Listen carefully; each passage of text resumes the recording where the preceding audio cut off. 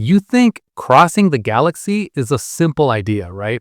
Like going from one side to the other and you're done. But the moment you look at how you actually sit inside the Milky Way, the question falls apart. Before you ask, how long would it take, you have to fix something more basic. What exactly are you trying to cross? But before we continue, please subscribe to the channel to give your support. Let's continue. Start with where you are. You're not sitting still in space, not even close. Right now, you're orbiting the center of the Milky Way at around 220 kilometers per second. That's about 490,000 miles per hour. That speed is roughly 1,000 times faster than a typical passenger jet. It sounds huge. It feels like it should make the galaxy small, but it doesn't. At that speed, the sun still needs about 200 to 250 million years to complete one lap around the galactic center. So yes, you are moving extremely fast, and no, you are not crossing anything in a way that matters to this question. Here's the first problem. When people say, cross the galaxy, they usually picture a ship going in a straight line, from one visible edge of that spiral picture to the other. In reality, you're glued into a gigantic orbit inside a rotating disk of stars, gas, and dark matter. You don't have a fixed starting point or a fixed finish line. Everything is moving, including your target, and you are already on a curved path whether you like it or not.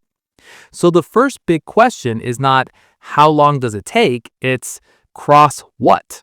Are you talking about the bright starry disk you see in illustrations? Are you talking about the full dark matter halo or something in between?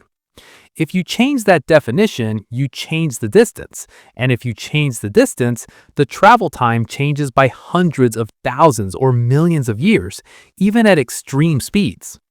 Let's put some actual numbers on the Milky Way. The usual number you hear is that the Milky Way's main disk is about 100,000 light years across.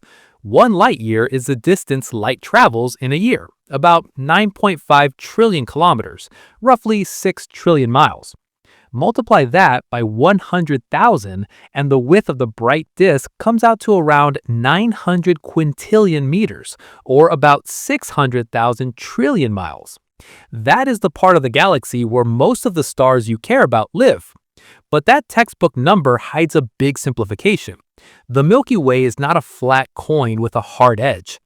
Outside the bright disk, you have a faint halo of stars, and wrapped around everything, you have a massive dark matter halo that extends several times farther than the visible disk. If you decide that cross the galaxy means going from one side of that dark halo all the way to the opposite side, your distance is no longer 100,000 light years. It can easily become 2 or 300,000 or more. This is why astronomers don't talk about one single edge of the galaxy. There's a region where most of the stars are, within a radius of about 50,000 light years from the center. There's a thinner gas disk that stretches a bit farther than the stars. There's a thicker stellar halo of old stars extending much farther out. And then there are faint outer regions traced by star clusters and small satellite galaxies. Every one of those gives you a different size for the Milky Way. So when you say, I want to cross the galaxy, which edge are you actually aiming at? Do you stop when you leave the bright stellar disk? Do you stop when the gas thins out? Do you keep going until the influence of the dark halo becomes negligible? Slide that cutoff in or out by tens of thousands of light years, and you've just changed your travel time by longer than the entire history of modern humans. Now there's another choice that matters just as much. Do you want the shortest line or the least crowded path? If you try to cross straight through the main disk, you are flying through the busy part of the Milky Way. That's where you find most of the star-forming regions, giant clouds of molecular gas, higher densities of dust, more radiation sources. The benefit is obvious. The radius of the main disk is about 50,000 light years, so the full diameter, edge to edge through the metal, is about 100,000 light years. Shorter distance, higher density of stuff in your way. Or you could try to skim the galaxy by going through the halo instead. Aim your path so you stay well above or below the plane of the bright disk where there are fewer stars and less gas. That means fewer direct hazards, fewer dense clouds, fewer regions of intense radiation. But now your path is longer because the halo and the outer gas can extend to 2 or 3 times the radius of the bright disk, so you're trading distance for danger. Shorter and messier versus longer and thinner, and both are still ridiculous on any human timescale. There's one more trap hidden in the phrase "cross the galaxy," and this one is about gravity. When people picture this, they draw a line across a drawing of a spiral galaxy and think, you just go straight like that. In reality, you do not control the starting conditions. You begin deep inside the sun's orbit around the galactic center, tied into a path that curves around the middle because of the gravity of roughly 100 billion solar masses. To actually travel in something close to a straight radial line, say from our current position outward across the disk, you would first need to cancel a huge chunk of that sideways orbital speed. That means changing your velocity by hundreds of kilometers per second before you even start adding more speed in the direction you care about. With normal rockets, that is simply not happening. The amount of fuel you would need explodes so fast that the whole idea collapses. So here's the core of the problem in this first part. Before you even talk about ships, engines, or crossing times, you have to make the question precise. Are you counting the bright stellar disk or the whole dark halo? Are you going through the dense plane or taking the long route through the halo? Are you assuming you can draw a straight line, or are you respecting the fact that you start trapped in a powerful galactic orbit? Only once you lock those pieces down can you really talk about how big this thing is and how long a crossing would take in the best possible case. So how big is the thing you're trying to cross, and why does the answer keep changing depending on who you ask and what they're measuring? You never get an outside shot of the Milky Way. There's no camera hanging a million light years away taking a clean top-down photo. Every number you've ever heard about our galaxy size comes from one trick: measuring distances from inside the system, and that is a lot harder than it sounds. The basic method is parallax. You watch a nearby star from Earth at one point in our orbit, then again 6 months later, when Earth is on the opposite side of the Sun, about 300 million kilometers away, around 186 million miles. The star shifts slightly against the background by a tiny angle. From that tiny angle and the size of Earth's orbit, you can calculate its distance. For close stars, that works well, but the farther out you go, the smaller that angle gets, until it's so tiny you can't measure it from the ground. So astronomers add another tool: special standard candle stars, like Cepheid variables. These stars pulse in brightness in a very regular way. There's a built-in link between how fast they pulse and how bright they truly are. You measure the pattern of their bright and dim cycle, you get their true power, you compare that to how bright they look from here, and you back out the distance. That lets you reach much farther into the galaxy than parallax alone. Now, take all of that and scale it up with a satellite built just for this job. The Gaia mission is literally a star mapping machine sitting in space, measuring positions and motions of more than 1 billion stars, and doing parallax with precision down to micro arc seconds. A micro arc second is an insanely small angle. It's the kind of precision where, from Earth, you could separate a coin lying on the surface of the moon from its background. With that level of accuracy, you can finally start to trace the 3D shape of the Milky Way instead of guessing from blurry hints. But once you can measure all that, a different problem appears. What number do you actually call the size?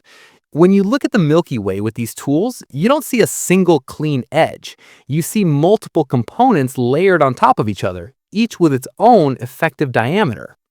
If you focus on the stellar disk, the thin, bright region where most of the visible stars live, you get a diameter somewhere between about 80,000 and 120,000 light years.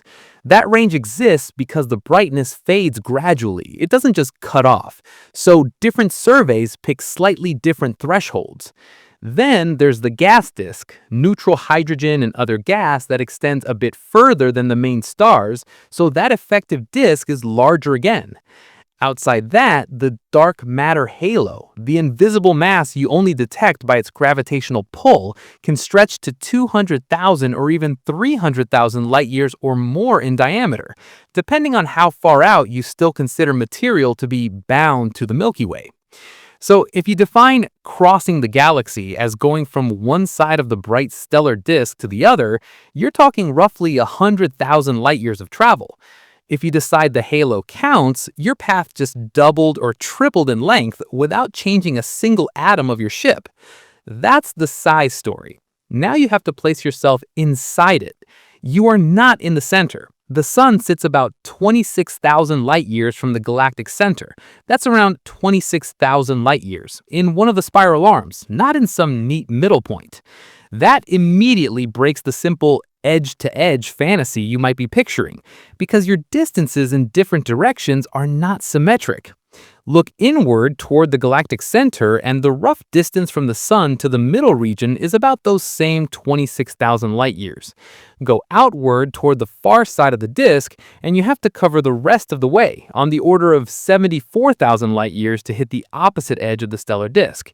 So if you say, I want to cross from my position to the far outer edge, that's a very different journey than I want to cross from here to the region near the center, even before you set any speed. So here's the next twist. Are you thinking of crossing as going sideways across the disk, or are you thinking vertically, punching out of the plane? Because the vertical structure of the Milky Way changes the story again. The thin disk, where most of the young stars and gas live, is only about 300 to 400 parsecs thick, so around 1,000 to 1,300 light years from top to bottom. The density is highest near the midplane, and it falls off as you move up or down out of that central layer. If your goal is just to leave the densest region, not to reach the far opposite side of the disk, then a path that goes up out of the plane is much shorter. After a few hundred light years in that direction, you're already in a much thinner environment. It is still an absurd distance for human standards, hundreds of trillions of kilometers, but compared to a 100,000 light year crossing, it is tiny. So which one are you going to count as crossing the galaxy? The long radial path through the whole disk, or the quicker vertical exit that takes you into the halo? Now bring this down to a scale that your brain can hold for a second. Take the Milky Way and shrink it so that its main disk is the width of the continental United States, roughly 4,500 kilometers, about 2,800 miles. On that scale, the distance from Earth to the Moon is smaller than the thickness of a human hair. The entire solar system basically vanishes into a tiny dot in one small patch of that map. So when someone says cross the galaxy, they are not talking about a long road trip or even an intercontinental flight. They're talking about a jump across something where your entire planetary neighborhood doesn't even register as a smudge. At this point, the natural next question is, even if you had the fastest thing allowed by physics, the speed of light itself, how long would that kind of crossing actually take? Here's the uncomfortable baseline.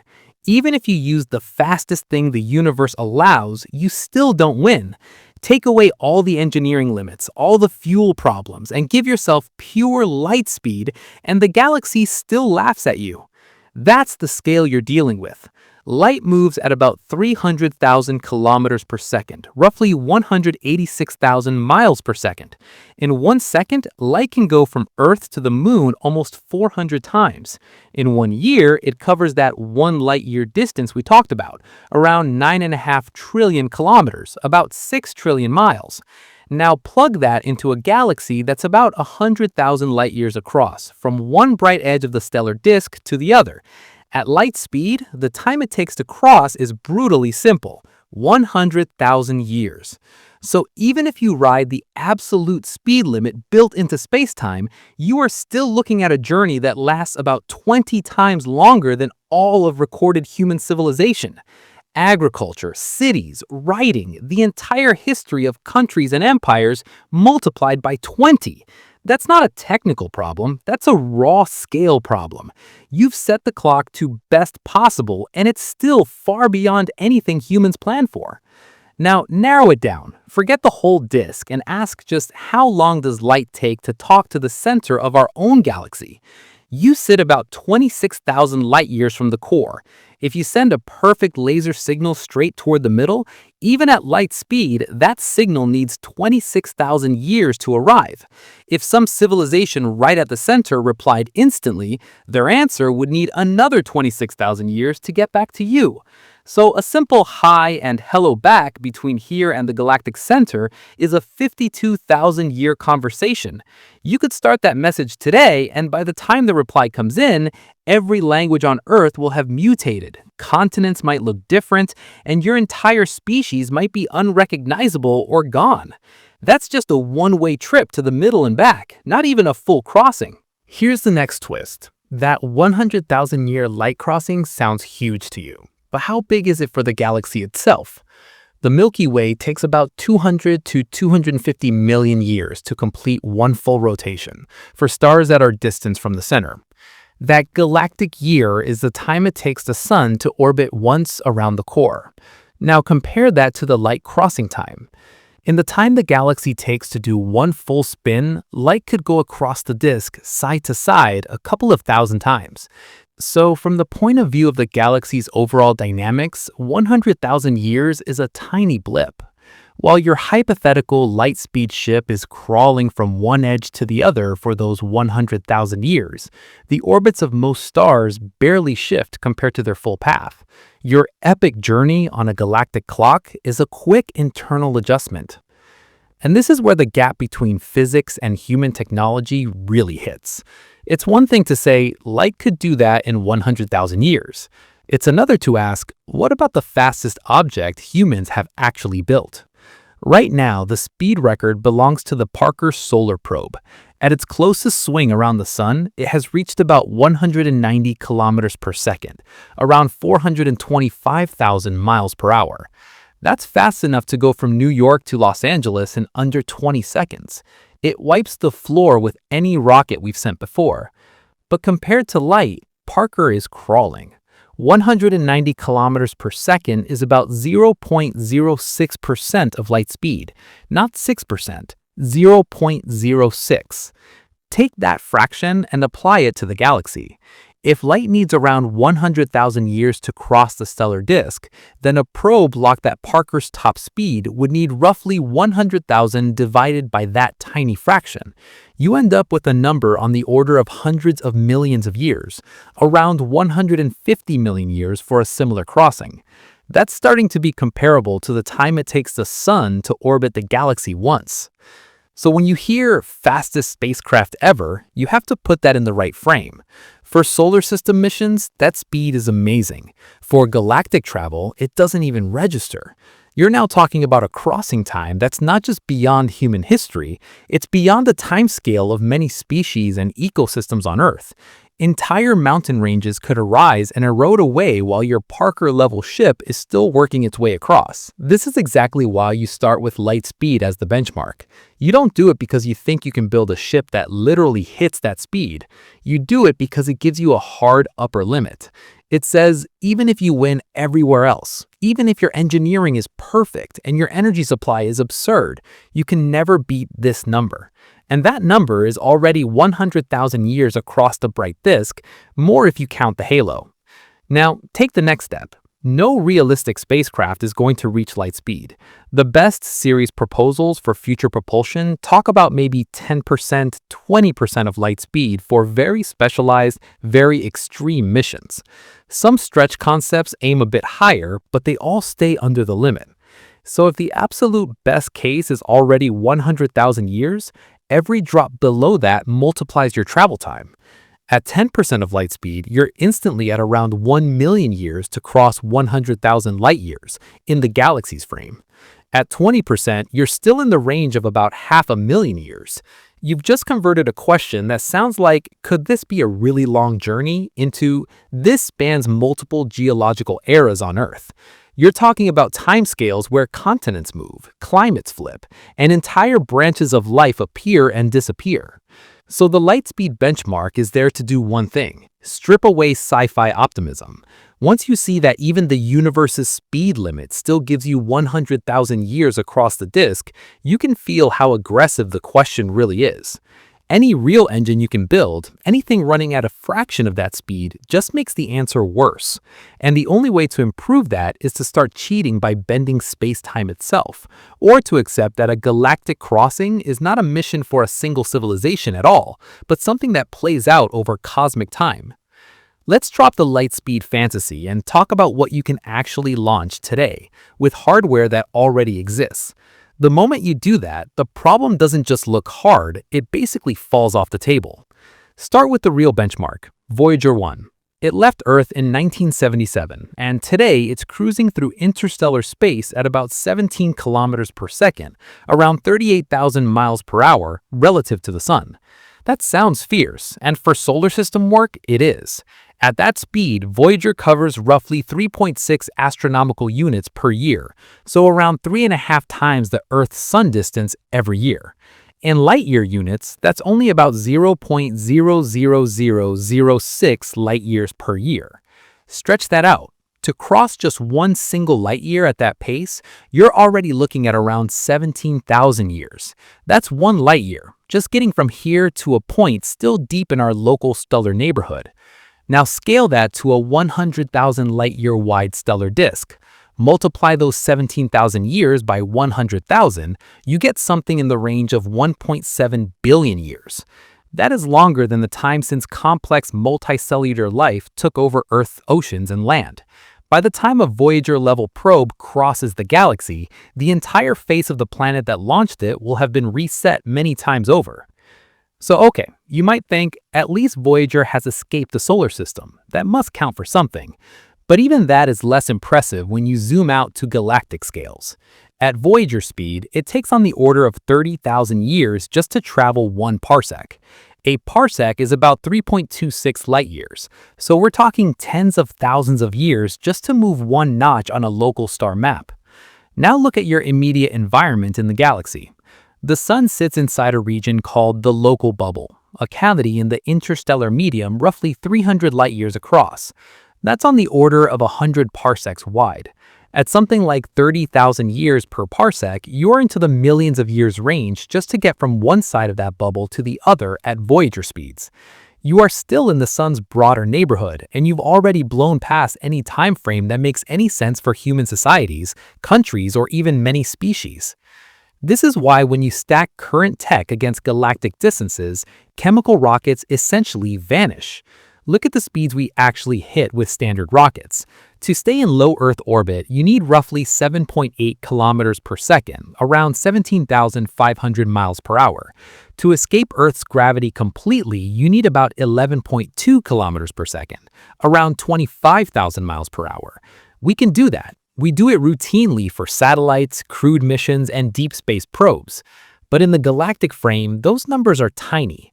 Take a round figure, 10 kilometers per second, about 22,000 miles per hour as your cruise speed. At that speed, crossing the Milky Way's stellar disk would take on the order of 3 billion years. That's roughly a quarter of the age of the entire universe. You're no longer asking, could we complete this mission? You're asking, does the universe itself stay in its current form long enough for this to even matter? You might want to push back and say, fine, but we don't just fire a rocket straight and leave it. We use gravity assists. We sling around planets like Jupiter to pick up extra speed. And that's true, gravity assists are powerful, and they're exactly how we got probes like New Horizons up to around 16 kilometers per second, around 35,000 miles per hour relative to the Sun. But there's a hard ceiling built into that trick. A gravity assist is basically you stealing a tiny bit of momentum from a planet's orbital motion. The maximum boost you can get is tied to how fast that planet is already moving around the Sun. Jupiter orbits at about 13 kilometers per second, a bit over 28,000 miles per hour. So you can add a few tens of kilometers per second at most, not thousands. No matter how clever your flyby choreography is, you cannot slingshot your way to 1% of light speed just by bouncing off planets in our system. The numbers are nowhere near big enough. So when you put all of this together, the picture with current tech is brutally simple. With chemical rockets and gravity assists, you live in the 10 to 20 kilometers per second regime. With extreme, carefully tuned missions, you might push a bit higher, but you do not get anywhere close to even a tenth of a percent of light speed. And at those velocities, the galaxy becomes a multi-billion-year project. If you phrase the question very literally, how long would it take to cross the galaxy using hardware humanity can build right now, the honest answer is longer than our species is likely to exist, and probably longer than our planet stays recognizable. It's effectively impossible, not because the engines don't fire, but because the gap between their speeds and the required speeds is so huge that the travel time explodes. And that's the turning point. Once you see that Voyager-class probes and chemical rockets give you crossing times in the billions of years, you're forced to a new question. Not, can we cross the galaxy with what we have, but how far can we realistically push propulsion beyond this number, and what happens to the timelines if we manage to reach serious fractions of light speed instead of tiny percentages? So if today's rockets are useless for crossing the galaxy, how far can you push the physics before the Milky Way even starts to notice you're moving? How crazy does the engine have to be before the numbers stop looking like a joke? First step up from chemical rockets is ion and electric propulsion. These engines don't throw out big fireballs. They gently push on ions, tiny charged particles, at very high speed.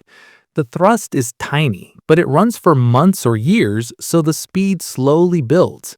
NASA's Dawn spacecraft is the classic example. It used ion engines to orbit two different bodies in the asteroid belt, something chemical rockets alone couldn't do efficiently. But look at the actual numbers. Ion drives can push you to tens of kilometers per second relative to your starting point.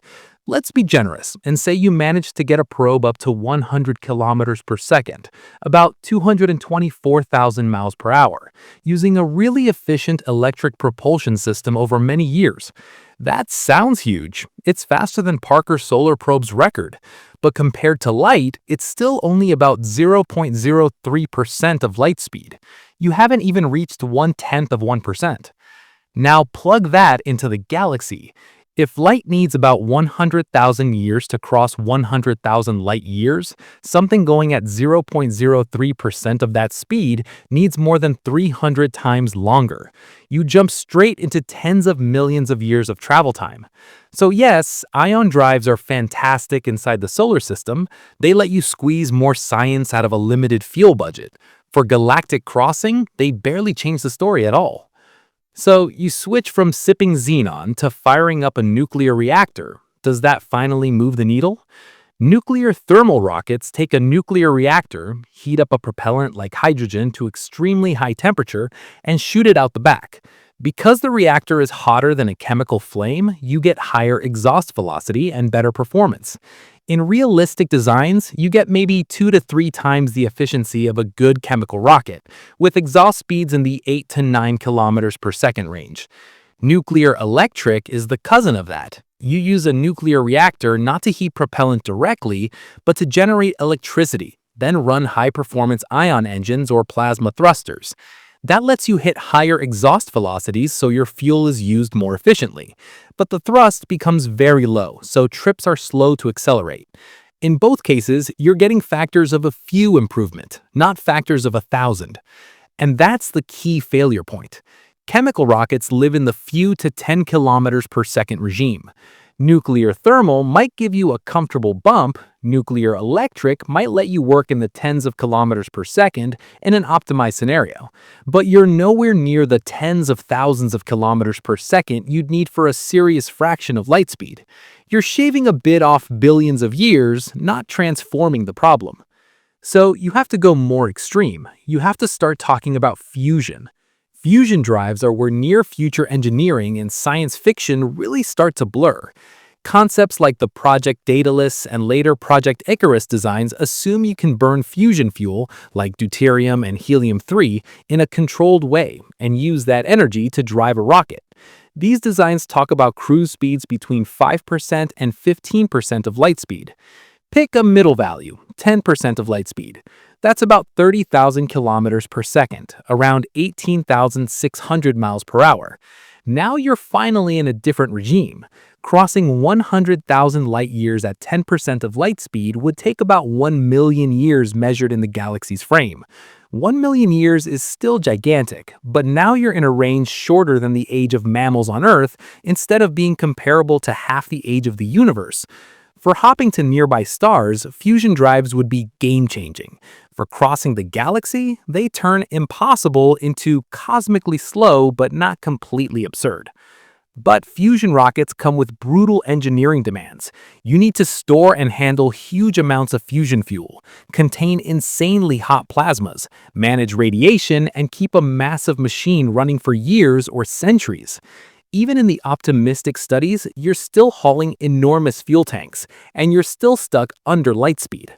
So maybe you try to dodge the fuel problem instead. Beamed sail concepts go after the rocket equation directly. The idea is simple. Don't carry your energy source with you. Shine power at the ship from behind. Projects like Breakthrough Starshot propose using a giant array of ground-based or space-based lasers to hammer an ultra-light reflective sail attached to a gram-scale payload. With enough power, you can push that little craft to around 20% of light speed, about 60,000 kilometers per second, roughly 37,000 miles per hour. At that speed, a 100,000 light-year crossing would take about 500,000 years in the galaxy's frame. That's a big improvement over fusion at 10% light speed. You've cut the journey down to 500,000 years. But notice what you had to do to get that number. You shrank the payload to something the size of a chip and assumed absurdly powerful and precise laser systems plus perfect sail performance. Now try to scale that from grams to a ship with people, shielding, life support, and structure. Every extra kilogram makes it harder to push to those speeds. Your laser array has to be larger, your pointing has to be better, your sail has to survive higher power. The physics is fine, conservation of momentum is happy, but the engineering and the economics explode. You also have to deal with stopping at the other end, because a beamed sail without a braking system just flies through your target at a huge fraction of light speed and keeps going. So you push harder and ask, what if you use the absolute most powerful rocket you can even write down on paper, an antimatter rocket? When matter and antimatter annihilate, a large chunk of their rest mass turns directly into energy. In ideal designs, you could direct something like 40% of that energy into useful exhaust. That is orders of magnitude beyond chemical, nuclear thermal, or even normal fusion rockets. In principle, that kind of engine could push a ship to very high fractions of light speed, maybe 50% of light speed or more under the right configuration. At half of light speed, crossing 100,000 light years would take about 200,000 years in the galaxy's frame. Now you're within a factor of 2 of the pure light speed benchmark. You're in the regime where the external travel time is only a couple of 100,000 years instead of millions or billions. But the price tag is insane. You have to produce antimatter in huge amounts, which already takes more energy you'll ever get back from it with current methods. You have to store it safely for years or centuries without letting it touch normal matter. You have to build a drive that can fire that much energy in a controlled way without vaporizing your own ship. Even if a future civilization solves all that, the one thing they cannot change is this. As long as you stay under light speed, the galaxy still sees a crossing time of at least tens of thousands to hundreds of thousands of years. So after climbing this whole ladder, from ion engines to nuclear to fusion to beamed sails, all the way up to antimatter rockets, you reach a blunt conclusion.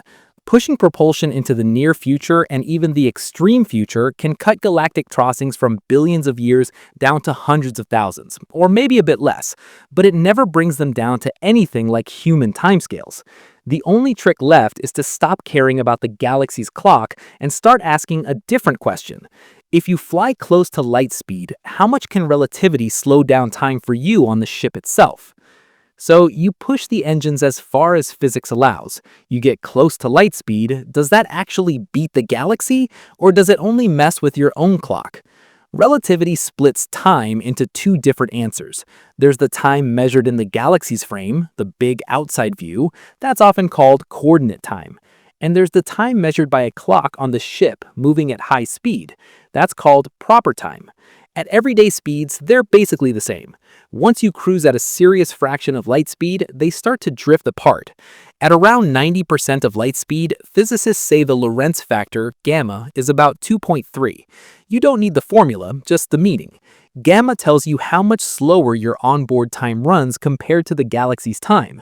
A gamma of 2.3 means for every 2.3 years that tick by in the Milky Way's rest frame, your ship only experiences 1 year. So if a crossing path takes around 230,000 years from the galaxy's perspective at that speed, the crew on board would only feel about 100,000 years pass.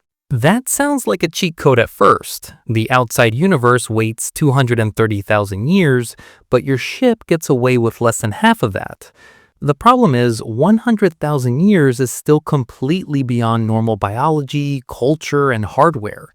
You have shrunk the number, but not into any range that looks like a mission in the way we normally use that word.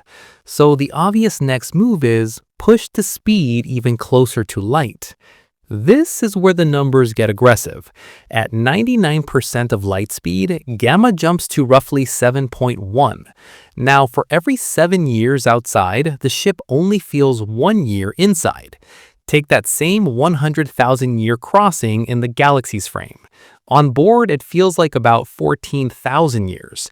You have cut the experience time by a factor of 7, which is huge, but 14,000 years is still way beyond a single lifetime, or even a few dozen generations. Push again, up to 99.9% of light speed. Gamma climbs to around 22. Now the same 100,000 years of external time compress into about 4,500 years on the ship. That is still multiple millennia, but you've dragged it down into a range that is only a handful of times longer than all of recorded human history so far. In other words, if you are willing to accept ship times of thousands of years, relativity gives you a real discount, but it never gives you a 10-year galaxy crossing. The external clock refuses to budge. There's another catch people usually skip. You don't get to just dial your speed to 99% of light in an instant. You have to accelerate, then later decelerate, and both phases matter. Say you want to keep your crew comfortable. You accelerate at about 1 g, roughly 9.81 meters per second squared, about 32 feet per second squared. That feels like normal Earth gravity for everyone on board, which is nice for long trips. At 1 g, you reach about 10% of light speed in just over a month of ship time, around 35 days. Keep pushing and you hit 50% of light speed in roughly 6 months. To get to around 99% of light speed, you'd keep that 1 g burn going for a few years in the ship's frame. That sounds surprisingly manageable, a few years of thrust to ramp up to extreme relativistic speeds. But halfway through the journey, if you actually want to arrive and not just blast through your target, you have to flip the ship and thrust in the opposite direction at the same 1 g to slow down. That doubles the time spent under thrust. And all this is in ship time. In the galaxy's frame, the acceleration phases take longer. So your neat coast at constant speed picture is really an accelerate, coast, decelerate profile. And the more you push toward light speed, the more those acceleration phases dominate your energy budget. And that budget is where things explode. The kinetic energy you need to give the ship doesn't just scale with speed in a simple way. At relativistic speeds, it climbs according to that same gamma factor. Roughly speaking, you take gamma, subtract 1, and multiply by the ship's mass times the square of light speed, and that gives you the kinetic energy you've pumped in. Take a ship with a mass of 1,000,000 kilograms, that's 1,000 tons. At 99% of light speed, gamma is about 7.1, so gamma minus 1 is about 6.1. Multiply that by the rest mass energy, and you land in the ballpark of 10 to the power of 23 joules of kinetic energy. To translate that, the total human civilization today uses on the order of 10 to the power of 20 joules of energy in a year. So you're asking for thousands of years of current human energy consumption just to speed up one ship, one time. Compare that to the sun. The sun puts out about 10 to the power of 26 joules of energy every second. So your ship at 99% of light speed carries kinetic energy comparable to what the sun radiates in a fraction of a day. Physics allows that, but it tells you the scale of infrastructure you'd need. You're not talking about power plants on Earth. You're talking about star level or Dyson-swarm level engineering just to launch a single relativistic crossing ship. And remember, that energy has to come from somewhere, and a lot of it will be wasted in the process. Real engines are not perfectly efficient. They throw energy away as heat, radiation, and non-useful exhaust. Plus, to slow the ship down at the end, you either have to spend a similar amount of energy in reverse or rely on some clever external braking system, like beamed power from the destination side. Either way, the cost is massive. So what's the punchline of all this relativity talk? Time dilation absolutely helps the people on the ship. If you can get gamma up into the tens, a crossing that takes hundreds of thousands of years on the galaxy's clock can feel like just a few thousand years on board. For any biology or any digital mind, that's still extreme, but it's at least in a range where you can talk about a continuous story unfolding on a single vessel. But the galaxy does not share that shortcut. From Earth's perspective, or from any outside reference frame anchored to the Milky Way, the crossing still takes whatever the coordinate time says, tens of thousands to hundreds of thousands of years for any trip that comes close to spanning the disk. The spiral arms keep rotating, stars keep orbiting, gas clouds keep drifting, all on that longer schedule. Relativity bends your personal timeline, not the map. So even in the best case, where you ride at 99-point-something% of light speed, with ridiculous energy sources and perfect engineering, you do not beat the rough 100,000-year external crossing scale by a factor of a few. You can make the trip feel shorter for the travelers, but you can't make the galaxy smaller. And while you're worrying about clocks and energy, there's another obstacle waiting for you. The space between the stars is not truly empty, and at relativistic speeds, that almost nothing becomes a constant physical attack on your ship. Start with the gas. In the Milky Way's disk, the average density of interstellar gas is roughly 1 proton per cubic centimeter. That sounds like a complete vacuum to you. One single proton in the volume of a sugar cube. That's basically nothing. At walking speeds, at airplane speeds, even at normal spacecraft speeds, you can ignore it. But at 90% of light speed, that same proton is no longer a quiet particle. In your ship's frame, it's carrying a lot of kinetic energy, in the range we usually talk about for high-energy particles in particle physics. Now stretch that out over a path of 100,000 light-years. You're not hitting a handful of these particles. You are plowing through an enormous number of them, non-stop for hundreds of thousands of years of external time. Each collision is tiny, but taken together, they act like a continuous sandblasting of your hull. Layers of material slowly get knocked off, atoms get knocked out of place, and the structure takes cumulative damage. At those speeds, space is empty stops being true in any practical sense. Then come the dust grains. These are tiny bits of solid material, often a few micrometers across, about the size of particles of smoke or fine powder. They're rare compared to the gas, but they exist, and you only need a few of them to have a bad day. At 10% of light speed, hitting a single 10-micron grain is not a gentle tap. It delivers energy comparable to a rifle bullet hitting armor, focused into a microscopic spot. At 99% of light speed, the energy in that impact jumps so high that each hit is like a tiny explosive event on your hull. That means an unprotected ship running at relativistic speeds will not just collect scratches, it will accumulate craters, spall, and punctures, unless you put serious shielding in front of it. You're not talking about a millimeter of metal, you're talking about meters of sacrificial material, or complex Whipple shields with space layers designed to break up and spread out the impact of each grain. Or you need some way to deflect the particles before they hit, using magnetic fields or a plasma bubble ahead of the ship. Every one of those solutions adds mass, and every kilogram of mass has to be accelerated to near light speed, which pushes your energy requirement up again. And on top of the mechanical hits, you have the radiation environment. Even in low Earth orbit, protected somewhat by Earth's magnetic field, astronauts take a noticeable radiation dose from galactic cosmic rays. Outside the solar system, with no magnetosphere and no atmosphere, that background dose climbs.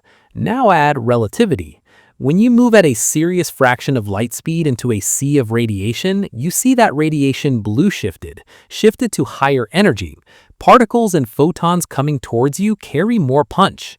Over a trip that lasts thousands of years of ship time, which is what you get at very high but still sub-light speeds across galactic distances, unshielded humans would absorb lethal dose after lethal dose. DNA damage, cancer, nervous system damage, all of it accumulates.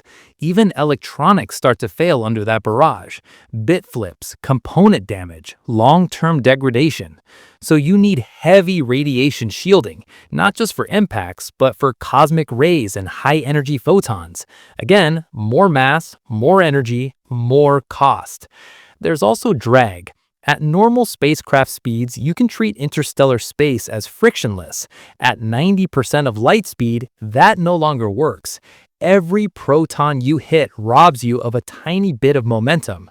Over 10 to the power of 21 meters or more, that drag adds up.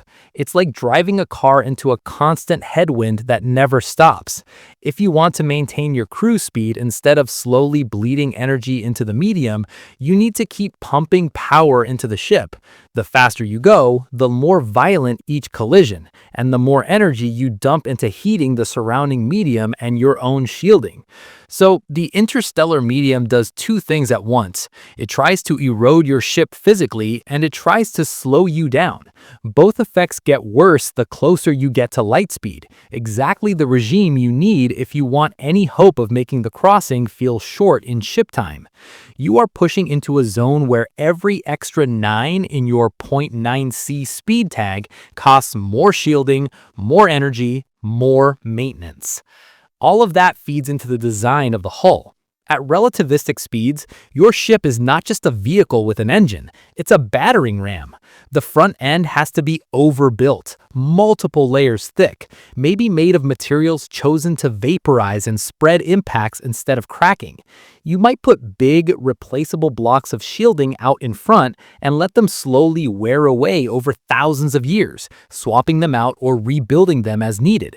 You probably surround the ship with strong electromagnetic fields to deflect charged particles or a plasma cloud that absorbs some of the incoming energy.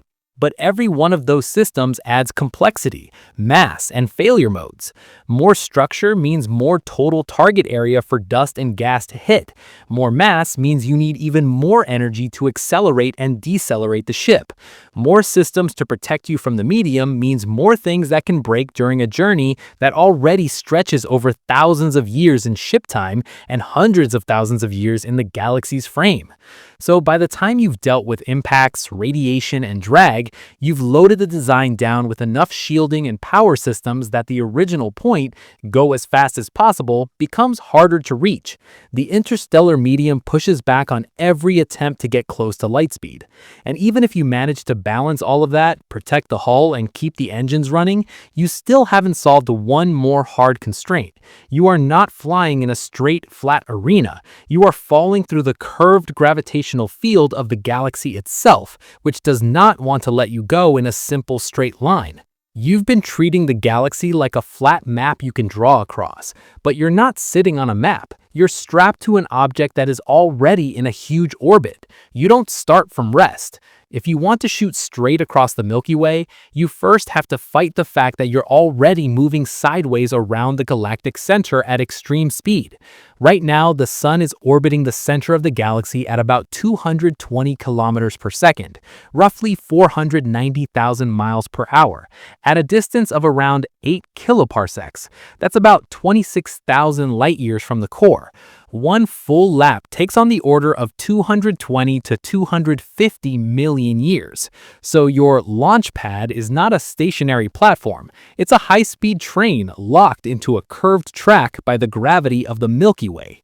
If you say, I want to go straight across the galaxy, you're basically saying, I want to stop going around the center and start going radially outward or inward instead.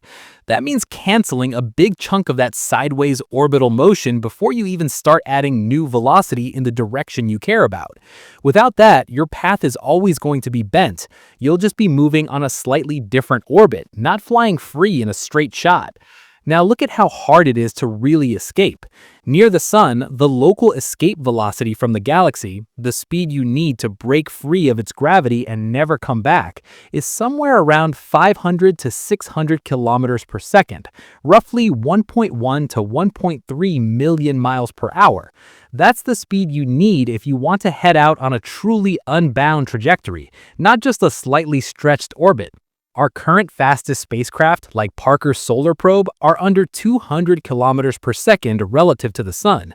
So just to get to the point where you're no longer gravitationally bound to the Milky Way in this region, you'd need several times the speed of our best probes, and that's still nowhere near relativistic. All of that effort, all of that delta V, just to stop being tied down by the galaxy's gravity well, before you even start trying to reach 10% of light speed or beyond. You might think, fine, I won't fight it, I'll use it. You could try to align your departure so that your path across the galaxy takes advantage of the sun's existing orbital motion. If you're already moving at 220 kilometers per second tangentially, maybe you can rotate your trajectory so that part of that speed contributes to your desired direction. That does help a bit, but it's only as a starting point, because if you're aiming for something like 10% of light speed, that's 30,000 kilometers per second. 220 kilometers per second is less than 1% of that target. It's helpful, but it's not a game changer.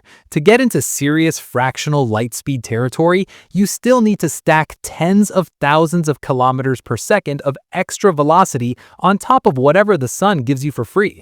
Gravity is not a shortcut here. It's a tiny head start followed by a massive bill. And the picture gets even more complicated when you stop pretending the galaxy is just a single lump of mass in the middle. The Milky Way's gravitational field comes from several components at once: the central bulge, the flattened stellar disk, the extended gas, and the dark matter halo around all of it. That mix gives you a gravitational potential that is not simple and not spherically symmetric. Over a path of 100,000 light-years, your ship's trajectory is always being nudged, pulled, and bent by the distribution of mass. Even at relativistic speeds, you are still falling through that gravitational field. The closest thing you get to a straight line is what physicists call a geodesic, the natural path an object follows in curved spacetime. In a galaxy, that geodesic is not a straight line in the regular sense. It's curved by the mass all around you. So when you sketch a straight edge across a spiral galaxy in an image, that is not a real path you can fly without constantly applying thrust to fight the curvature imposed by gravity. Astrophysicists don't usually think of crossing the galaxy as sending a ship from one side to the other. They think in terms of crossing time from orbital dynamics. Take a typical star in the disk with a characteristic speed of a couple hundred kilometers per second and ask how long does it take that star to move across the system under gravity alone. The rough answer you get is on the order of 100 million years. That's a standard dynamical crossing time for a galaxy like the Milky Way. In that sense, the galaxy is already full of objects crossing it. Every star in the disk, including the sun, is continuously moving around the center, drifting in and out of spiral arms, changing its height above the plane. Over 100 million years, a star can move from one side of the disk region to the other under gravity alone. No engines, no rockets, just orbital motion. Your atoms have already taken multiple such journeys since the sun formed. But that version of crossing doesn't line up with what people usually mean. Those stars are not traveling in a straight door-to-door line from one edge to the opposite, and they are not doing it on timescales that align with any mission you would plan.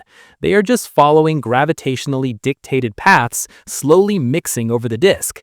When you ask about a ship that chooses a path that tries to go straight, you are going against those natural orbits, and you have to pay for every deviation with fuel and energy. So gravity traps you in three ways at once. First, it locks you into a high-speed orbit to begin with, so changing direction is expensive. Second, it demands very high speeds just to escape the galaxy's pull locally. Third, it bends any long-range path you try to take, unless you constantly burn to fight the curvature. All of that sits on top of the already brutal energy and shielding problems from earlier. And even if you accept all of that, build the engines, load the fuel, design the hull, and plan a trajectory through the galaxy's gravitational field, there's one more problem that you can't engineer away. While you're on this journey, the galaxy itself is not staying put. Stars move, arms shift, satellites get swallowed, and over the time it takes you to cross, your destination may not be where you aimed it in the first place.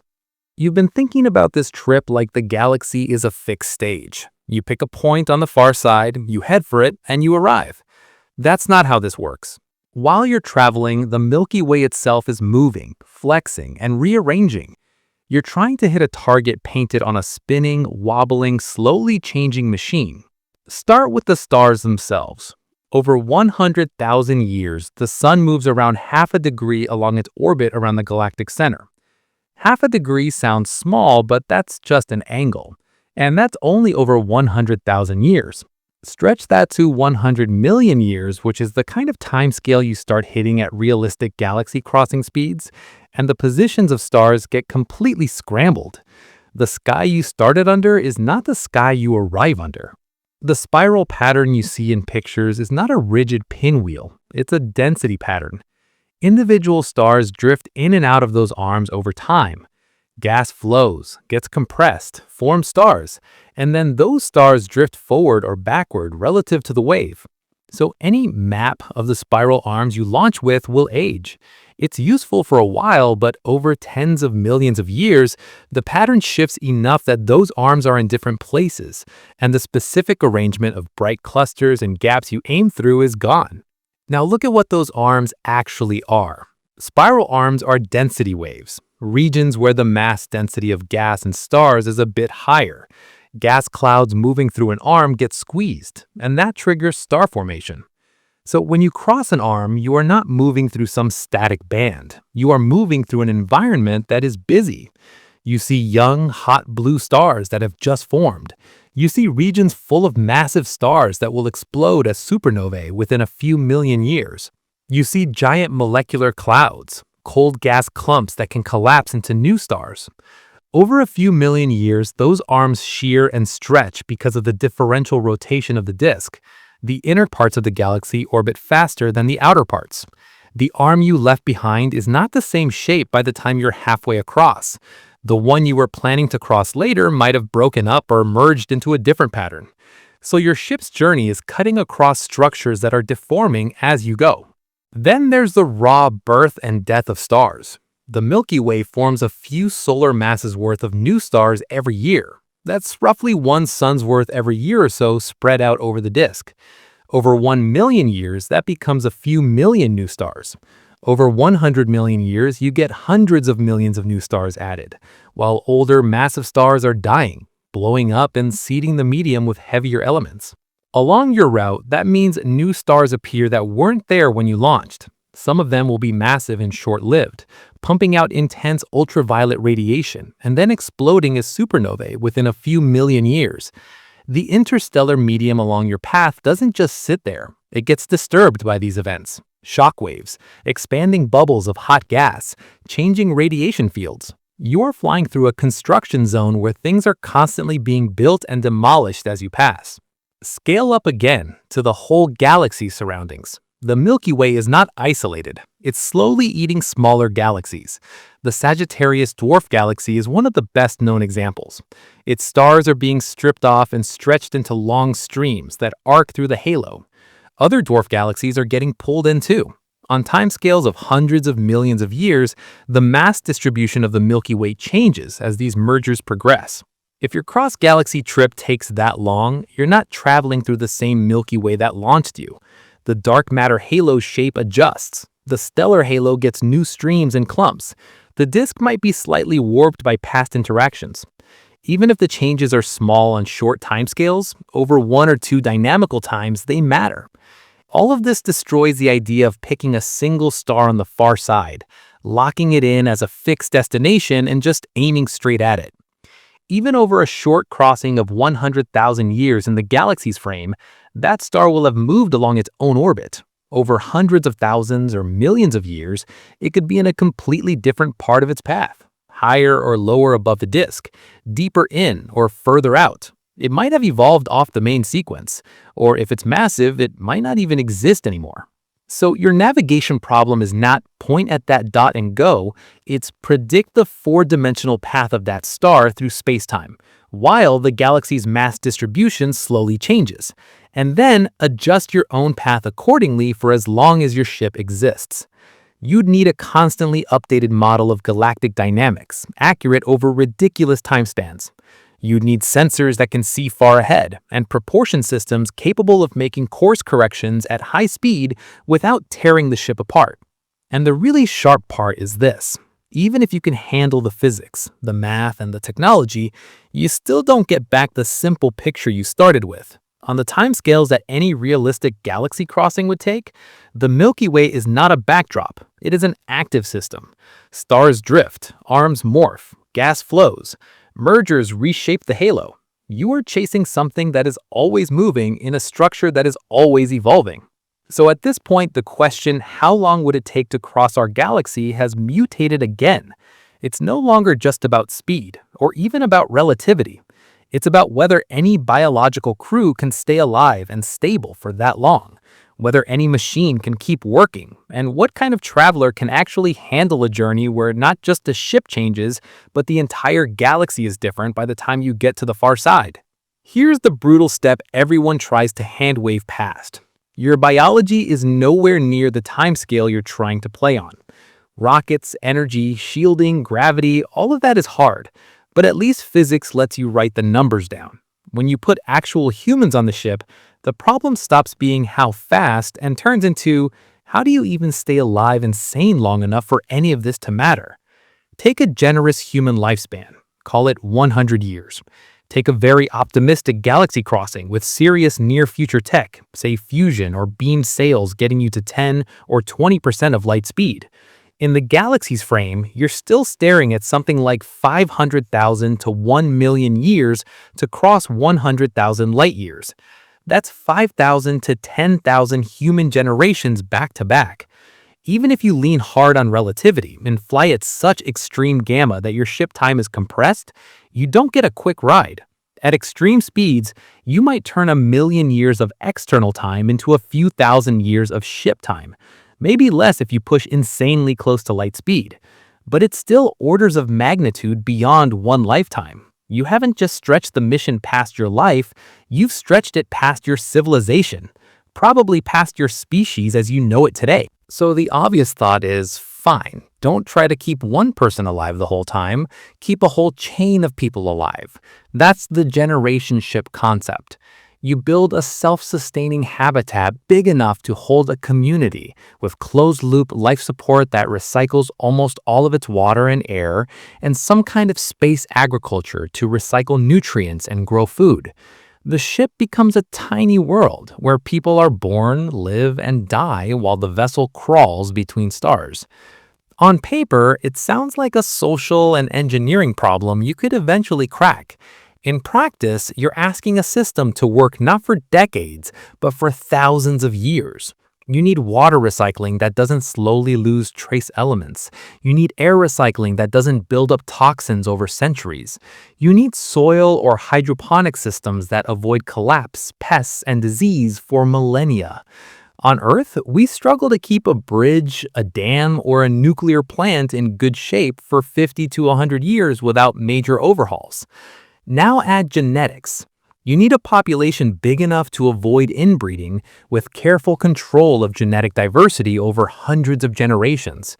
You need medical knowledge and tools to diagnose and correct inherited diseases that might drift in over time. You need to handle random events, new mutations, and whatever long-term radiation exposure still leaks through your shielding. And on top of all that, you have culture.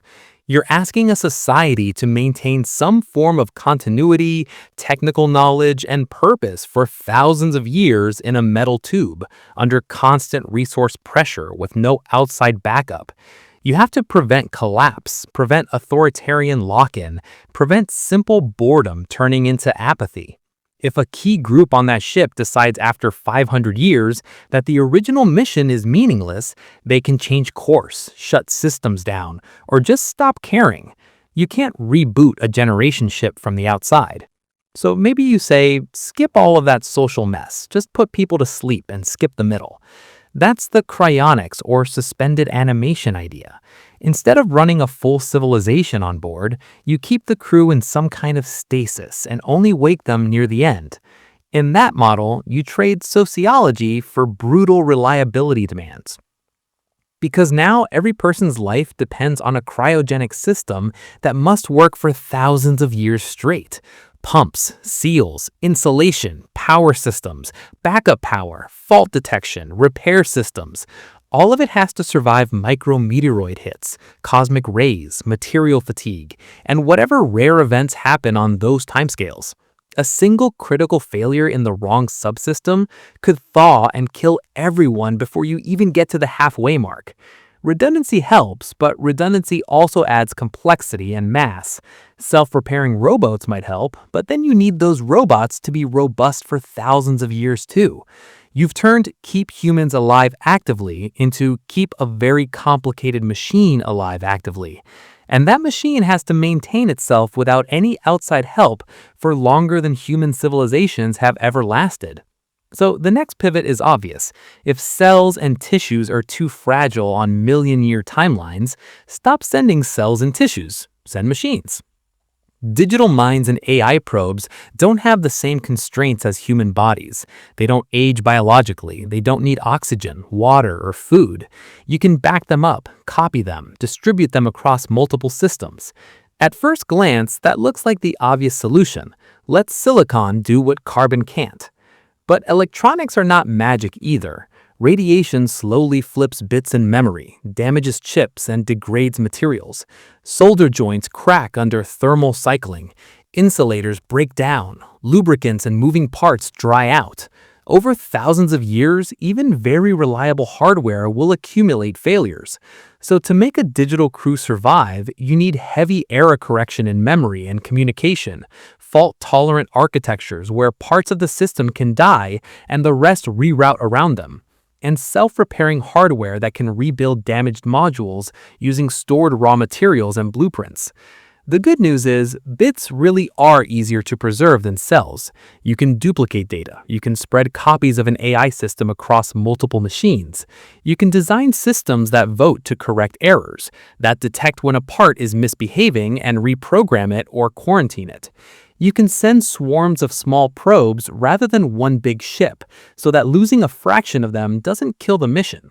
But you've now shifted the crossing problem from biology surviving to a whole ecosystem of machines and software staying coherent on timescales that make human history look like a boot sequence.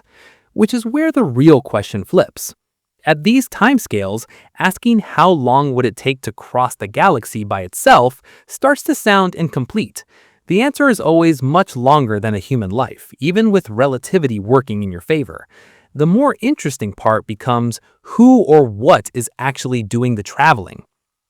Is it baseline humans, accepting that they will live and die on a ship that never arrives in their lifetime?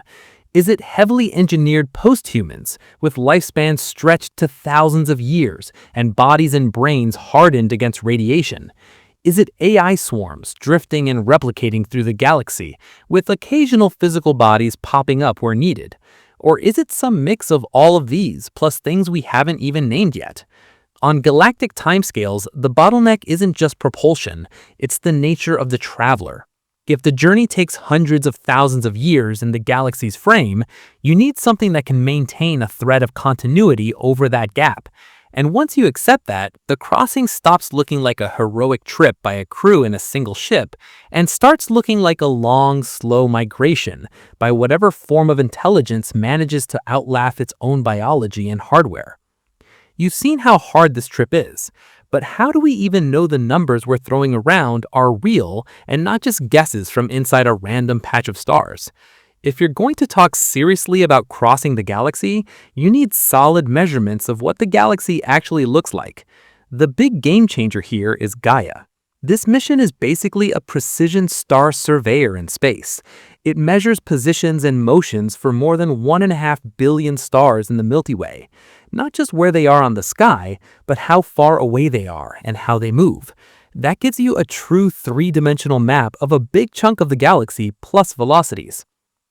From that, you get the core facts you've been using this whole time. You get the sun's orbital speed around the galactic center, roughly 220 kilometers per second, roughly 490,000 miles per hour. You get how the rotation speed changes with radius. You get the thickness of the disk, the spread of stars above and below the midplane, only about 1,000 to 1,300 light years for the thin disk. Those are the numbers you plug directly into crossing time estimates and escape speeds. Without Gaia-level astrometry, those numbers would be fuzzier, and your how long question would be even less grounded. But stars are only part of the story. Gas traces structure in a different way, and we use radio waves to see it. Neutral hydrogen, the simplest form of gas, emits at a very specific radio wavelength, 21 centimeters. When you map that HI emission across the sky and factor in the Doppler shifts from gas moving toward or away from you, you start to see the large-scale gas disk and the spiral arm pattern, even in regions where dust blocks visible light. On top of that, you have molecular gas, especially carbon monoxide, CO. It emits at other radio lines and it tags the cold, dense regions where stars actually form. When you combine HI and CO maps, you get another view of the Milky Way. You can see gas spiraling out to tens of kiloparsecs from the center, tens of thousands of parsecs, so on the order of 100,000 light years in diameter and beyond. The radial extent of that HI layer gives you one more edge you might choose when you say from one side of the galaxy to the other. If your crossing includes the full HI disk, you've already committed to those scales. Now add rotation curves. You look at how stars and gas orbit the center. You measure their speeds with Doppler shifts, seeing how their light is stretched or compressed by motion. In a simple system with most of the mass in the center, you'd expect orbital speeds to drop as you move outward, like planets in the solar system.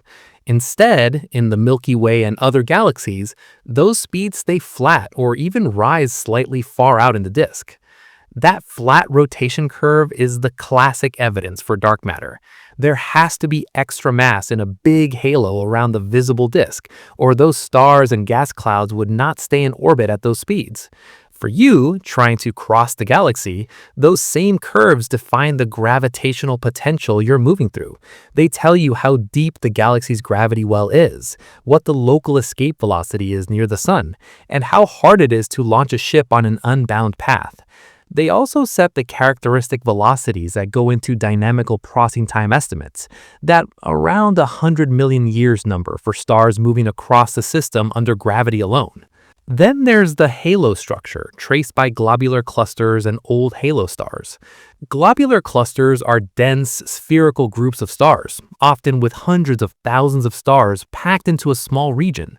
They orbit the Milky Way in big, extended paths, reaching out to distances of 100,000 light years or more from the center. On top of that, surveys see individual halo stars and long tidal streams, leftovers from swallowed dwarf galaxies reaching out into space around the disk. Those observations tell you that the Milky Way is not just the flat stellar disk you see in popular images. It has a much larger, fainter stellar halo.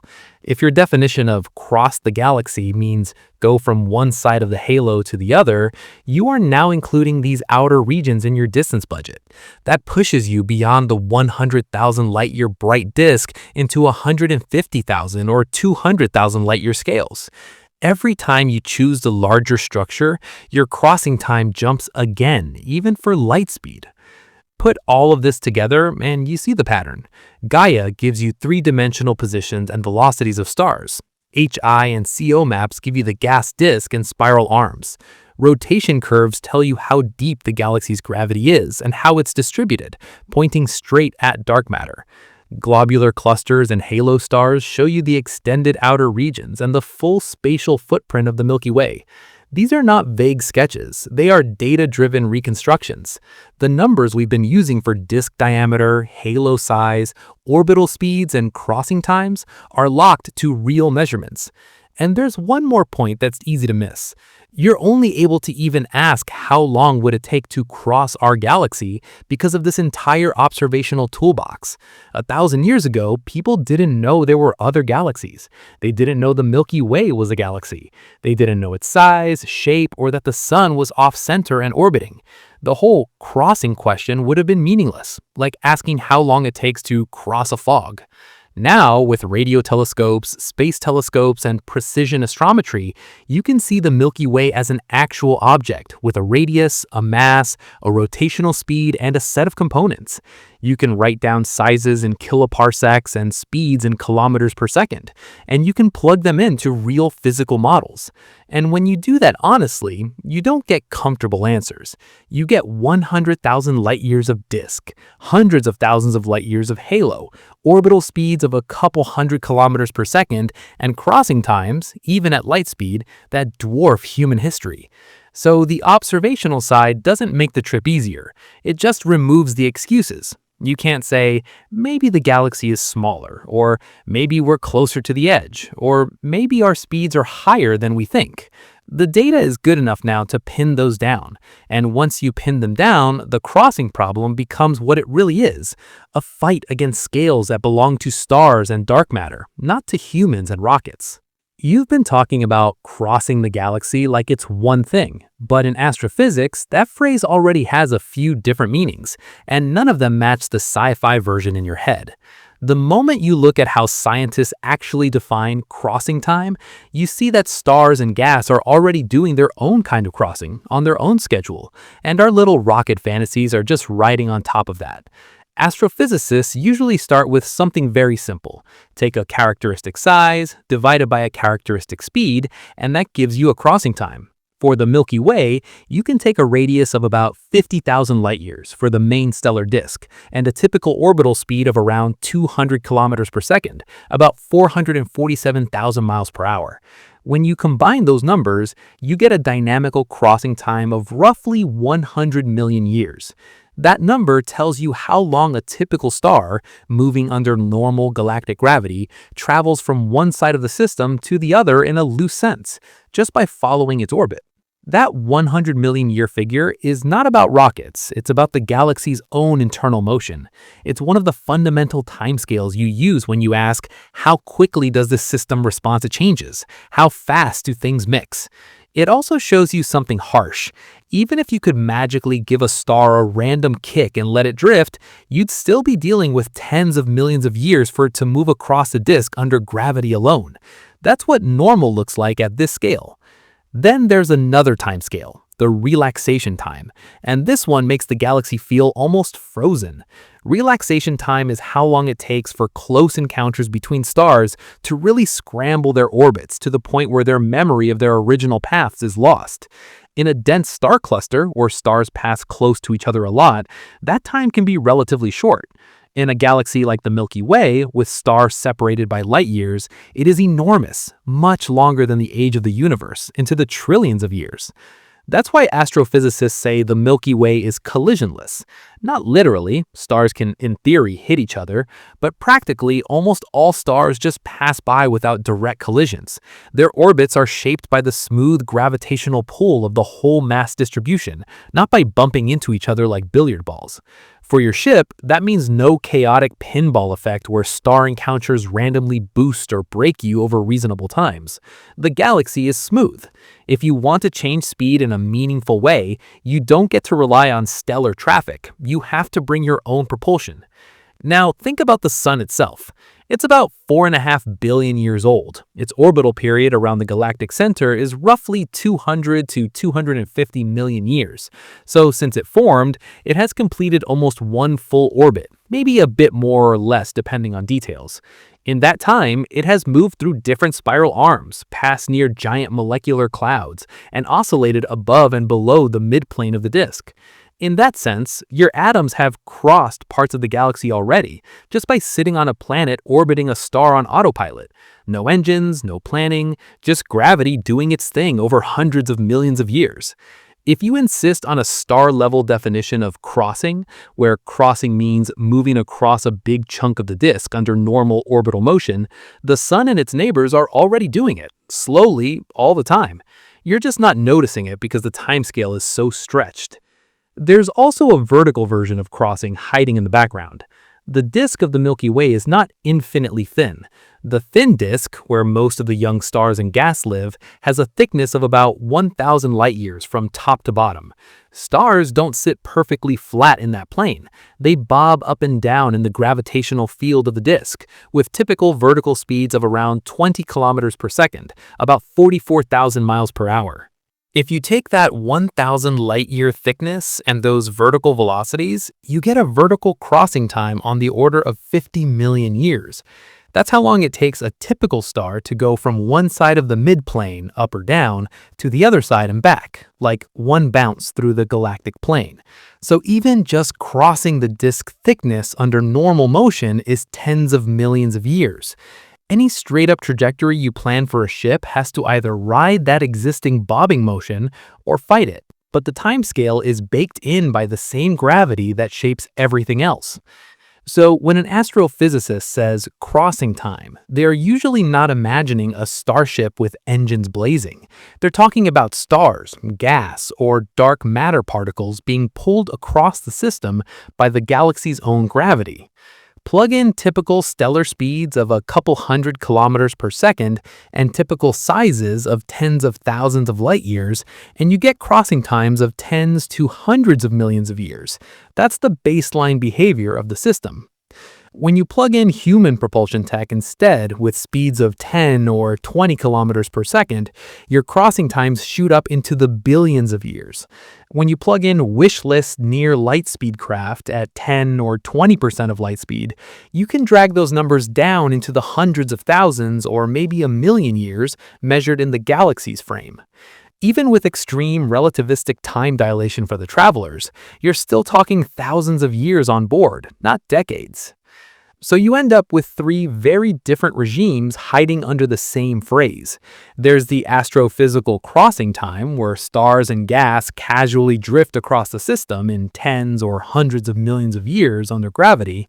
There's the human tech crossing time, where current and near-term rockets turn the galaxy into a multi-billion-year problem.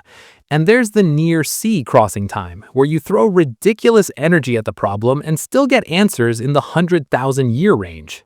That's why the wording of the original question is so deceptive. How long would it take to cross our galaxy sounds simple, but in the language of astrophysics, crossing time already means something very different from trip time for a vehicle. The galaxy's own internal clock is ticking in tens of millions of years. Our engines live in thousands or millions of years or more. And somewhere above both of those, there's a harder constraint waiting. Even if you solve every physics issue and every biology issue, can a civilization even afford to spend the energy required to launch something that attempts this? You've seen that physics technically allows a galaxy crossing, but there's another limit that bites even harder. Can any civilization actually afford the energy bill for this stunt? Start with a slow relativistic speed, 10% of light speed. That's about 30,000 kilometers per second, roughly 18,600 miles per second. At that speed, every single kilogram of ship mass carries around 4.5 times 10 to the 14 joules of kinetic energy. In normal terms, that's roughly the energy released by detonating 100 megatons of TNT per kilogram. 1 kilogram, one backpack of stuff moving at 0.1 C, is carrying the destructive power of a giant thermonuclear device. Now scale that to a ship that isn't a toy probe. Take a mass of 1 million kilograms, 1,000 tons. That's still small compared to an aircraft carrier, but big enough to hold serious shielding, systems, and maybe a small crew. At 0.1 C, that ship holds about 4.5 times 10 to the 20th joules of kinetic energy. Humanity today uses on the order of 10 to the 20th joules in a year. So just to accelerate that one ship to 1/10 of light speed, you're spending energy comparable to what the entire human civilization uses in multiple years, possibly millions of years depending on the exact comparison you make. And remember, that's for 0.1 C. If you want 0.5 C, half of light speed, the energy goes up by more than a simple factor of 5. At relativistic speeds, kinetic energy scales with that gamma factor, and it ramps up brutally. So even before you talk about building engines or shielding, the raw energy budget for one serious relativistic ship is already in civilization-level project territory. To see how far outside intuition this is, compare it to power levels you actually understand. A running horse can output maybe 1 kilowatt of power for short bursts, around 1,000 joules per second. A typical car engine might push around 100 kilowatts, about 100,000 joules per second when it's really working. Now, imagine you want to accelerate just 1 ton, 1,000 kilograms, to 0.1 c, and you have some magic system that uses energy with perfect efficiency, no waste, no losses. You still have to deliver roughly 4.5 times 10 to the 17 joules to that 1 ton. If you rely on a 1 kilowatt horse engine, you'd have to run it flat out for more than 10 billion years to provide that energy. That's a timescale comparable to the age of the universe. Even with a 100 kilowatt car engine, you're still in the tens of millions of years range just to feed enough energy into a single ton. These American units comparisons aren't meant to be precise. They're there to show you how far beyond everyday power levels we've jumped. So, what kind of civilization can casually handle energy bills like this? You're in Kardashev Type 2 territory, the kind of society that doesn't just build power plants on planets, it builds structures around stars. A Dyson-swarm, for example, is a collection of satellites or habitats orbiting a star, capturing a significant fraction of its output. The sun emits about 4 times 10 to the 26 watts, 400 trillion joules per second. A civilization that can tap even a few percent of that continuously has more than enough power to accelerate multiple 1,000-ton ships to fractional light speeds if it chooses to spend that energy on travel instead of everything else it needs to do. But now you're talking about an engineering level so far beyond present-day Earth that it's almost a different category of existence. This isn't build a bigger rocket, this is reorganize an entire solar system to capture star-scale power and direct it into propulsion beams or giant engines. The step from current human technology to Dyson-swarm, star lifting, and regular relativistic ship launches is enormous. And then, even with star-level power, you still slam into the rocket equation if you insist on carrying your own propellant. The Tsiolkovsky rocket equation tells you how much fuel you need for a given change in velocity. The key part is the fuel mass grows exponentially with the total delta V you want relative to your exhaust velocity. For relativistic speeds, the delta V is huge. If your exhaust velocity isn't also relativistic, your required fuel mass goes insane. For a conventional rocket that carries its own propellant, trying to reach 0.1 c with realistic exhaust velocities means your ship is almost all fuel. You end up with a design where more than 99.9% of the starting mass is just propellant tanks and fuel, and the actual payload is a tiny fraction at the tip. Push toward 0.5 c and it gets even worse. That's why serious designs for relativistic travel lean heavily toward beamed propulsion, sails pushed by external lasers or microwaves, or exotic schemes like scooping interstellar hydrogen and using it as reaction mass. You're trying to dodge the rocket equation by not carrying all your fuel with you from the start. But even if you dodge the fuel mass problem with sails, external beams, or in-flight refueling, the energy has to come from somewhere. If your civilization can only gather planet-level power, building one galaxy-crossing ship is a once-in-a-cosmic history event. If you can harness star-level power, you can launch more often, but the question shifts again. Because now it's not just how long does one ship take, it's how often can you afford to do this. If you can launch a single 1,000-ton, 0.1 c ship every million years, your presence across the galaxy will still be extremely thin. A few ships crawling through the Milky Way on 500,000 or million-year missions are not going to fill every arm with obvious engineering. To really populate or explore the galaxy in a robust way, to put probes or colonies in a large fraction of star systems, you'd need thousands or millions of such launches spread over tens or hundreds of millions of years. That's an enormous integrated energy cost. You're burning star-scale power not once, but over and over for as long as your civilization lasts. If not many civilizations ever reach that level, or if most decide not to spend their power budget on relativistic starships, that alone could explain why we don't see obvious signs of high traffic in the galaxy. The physics doesn't just say this is hard, it says this is expensive enough that only very rare, very committed players would ever do it at scale. So at this stage, the original question has twisted again. It's not only how long would it take to cross our galaxy, and not only what kind of traveler survives the journey, it's what kind of civilization can pay the energy cost and how often would they be willing to pay it. And when you line up the answers from current tech, near-future tech, relativistic physics, and galactic energetics, you end up with a sobering comparison of scenarios, from our snail-pace era to extreme sci-fi propulsion to things that might as well be space-time hacks.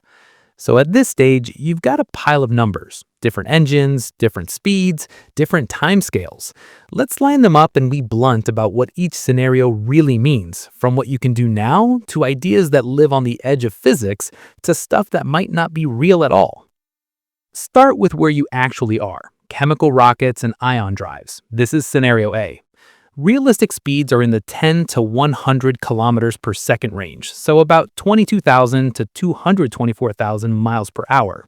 That's enough to hop around the solar system, reach Jupiter in years, Pluto in under a decade, and exit the heliosphere in a human lifetime.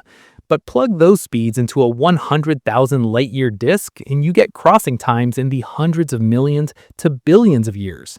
Even in the best case, with gravity assists and smart trajectories, you're still stuck in that band. That's not a mission, that's a geological and biological era. Civilizations rise and fall, continents shift, species appear and go extinct, all while your probe is still somewhere in the inner quarter of the disk. So for scenario A, the verdict is simple. This is not a transport plan. This is a thought experiment. Our current tech is good for local exploration and absolutely irrelevant for galactic crossing. Now jump one step up. Scenario B, serious advanced propulsion that still looks like engineering, not magic. You give yourself fusion drives or very powerful beam sails, and you hit speeds of around 10 to 20% of light speed, so 30,000 to 60,000 kilometers per second, about 18,600 to 37,000 miles per second.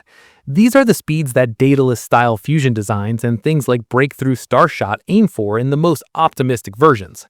At those speeds, crossing 100,000 light-years takes around 500,000 to 1 million years measured in the galaxy's frame. Relativity gives you some time dilation, but at 0.1c or 0.2c, gamma is still close to 1. The effect is modest.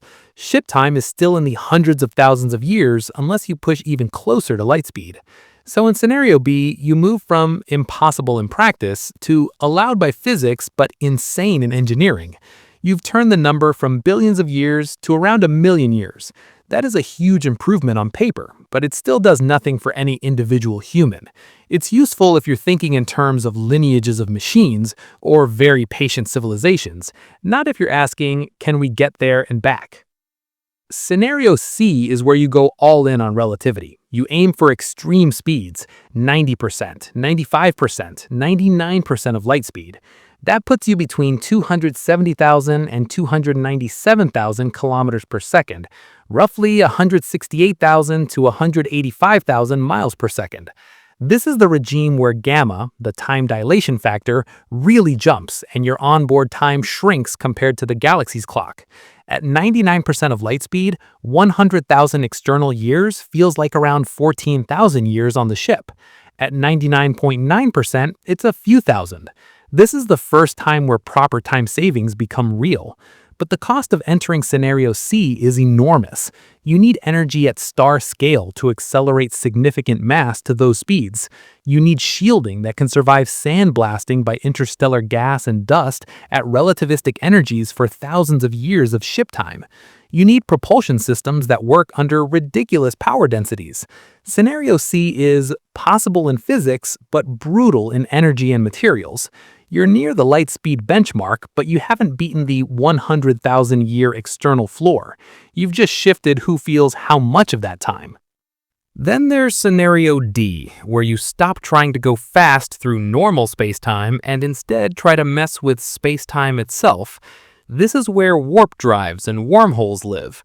In these ideas, you're not violating the local speed of light, you're bending or shortcutting spacetime so that the effective travel time between two distant points is much shorter than light would need if it had to follow a normal path.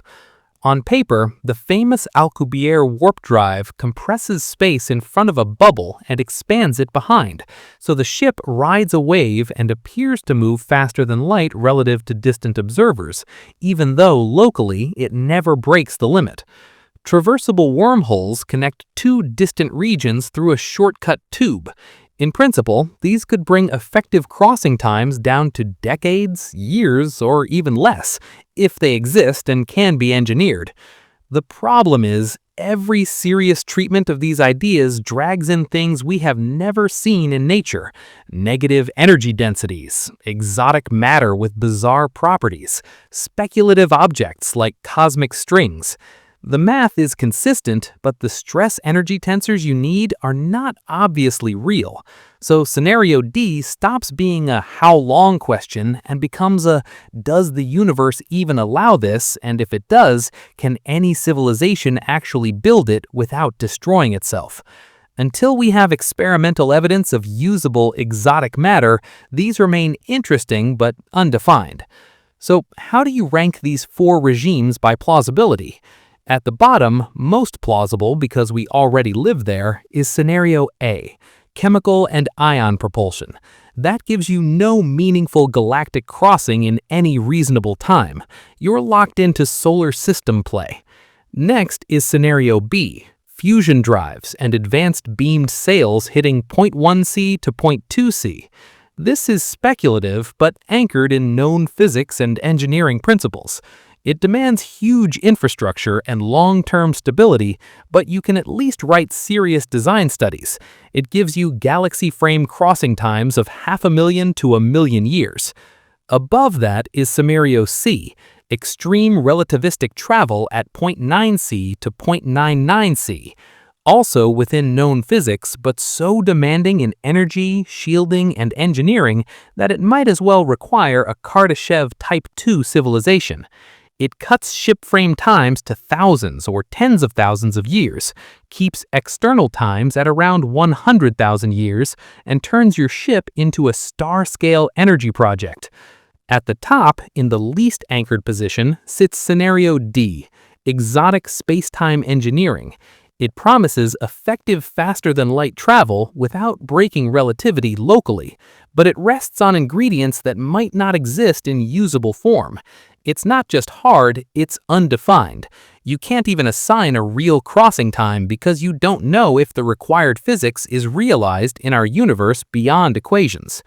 So, when you strip away the hype and you refuse to cheat the laws of physics, every scenario that uses normal spacetime and known energy sources keeps you in the same rough ballpark. From the galaxy's point of view, a full disk crossing is on the order of 100,000 years or more. With today's tech, the number blows up into billions of years. With advanced tech, you can drag it down to hundreds of thousands or around 1,000,000. With extreme relativistic ships, you hover around that 100,000-year floor externally and a few thousand to tens of thousands of years internally. Which brings you back to the core question that's been hanging over this whole thing. If you put all of this together and you're brutally honest about every definition and every limit, what is the real, minimum, non-cheating answer to how long would it take to cross our galaxy? And what does that answer actually mean for a species like ours? So, after all of this, does the question how long to cross our galaxy actually have a clean answer, or does it just blow up the moment you pin it down? You've seen the sizes, the speeds, the energy costs, the biology, the gravity. Now it's time to stop dodging and say it straight. If you mean with the technology humans actually have right now, the answer is simple and ugly. You can't. Not it would be hard, not it would take a really long time, but flat out, the timescales are hundreds of millions to billions of years. With chemical rockets, ion drives, gravity assists, and our current best speeds in the 10 to 100 kilometers per second range, you are in the same time band as major geological eras on Earth.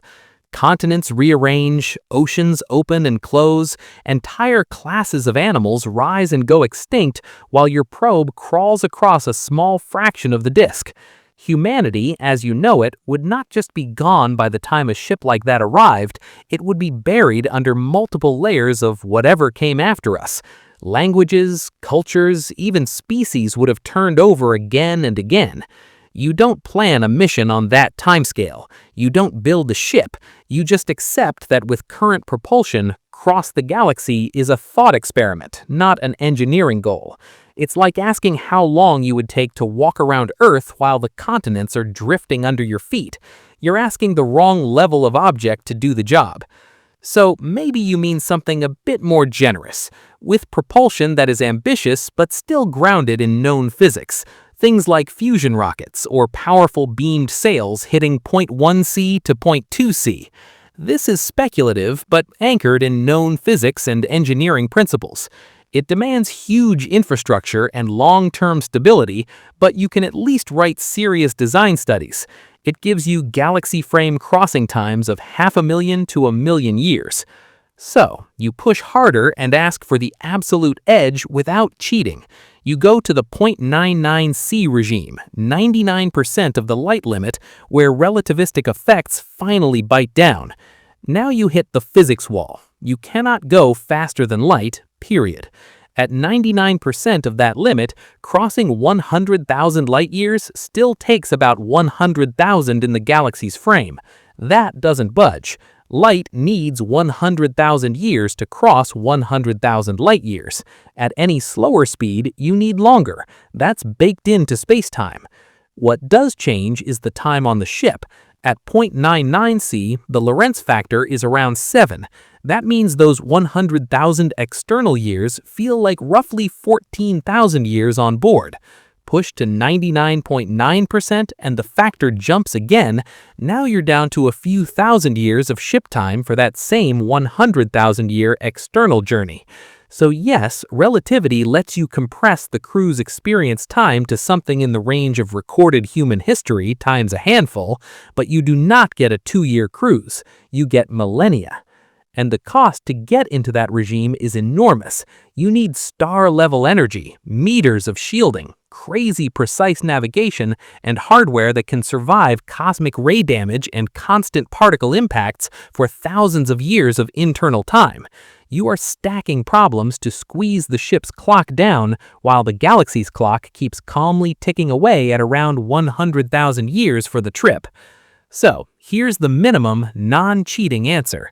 As long as you respect relativity and you push ships with real energy sources, not undefined exotic matter or magic space-time hacks, you are not beating an external crossing time by more than maybe a factor of few. Maybe you can shave it to 50,000 years with extreme profiles and clever trajectories, but you're not turning it into centuries. You can, with monstrous engineering, bring the ship's experience time down into the thousands of years range, but you're not making the Milky Way smaller. You're just bending your own timeline inside it. Which means the honest, final version of the question has to be framed in 2 languages at once. In human terms, on the timescale of bodies that live for about a century and civilizations that last maybe thousands of years, a galaxy crossing is effectively forever. It's beyond planning, beyond continuity, beyond any institution we know how to maintain. It lives in the same category as plate tectonics and evolution. In stellar and galactic terms, though, a 100,000-year crossing is nothing. The Sun takes around 200 to 250 million years to go around the galaxy once. Light can cross the disk a couple of thousand times in that interval. 100,000 years is less than a full galactic orbit by a factor of about 2,000. It's roughly half a light crossing time of the disk, a tiny slice of a dynamical timescale. For the Milky Way itself, a galaxy crossing at near light speed is just one quick maneuver in a much longer story. That's the twist you end up with. For you, crossing the galaxy is an unimaginable epic, stretching across thousands of generations or thousands of years of ship time, even in the best relativistic scenario. For the Milky Way, it's a minor event that fits comfortably between slow changes in spiral structure and small adjustments in its dark matter halo. You live at the wrong scale. The galaxy is not designed to be crossed by creatures who count years in the tens and hundreds. This video is for educational or entertainment purposes only, and information provided in the video may be incorrect. If you enjoyed the video, consider subscribing to the channel and like the video.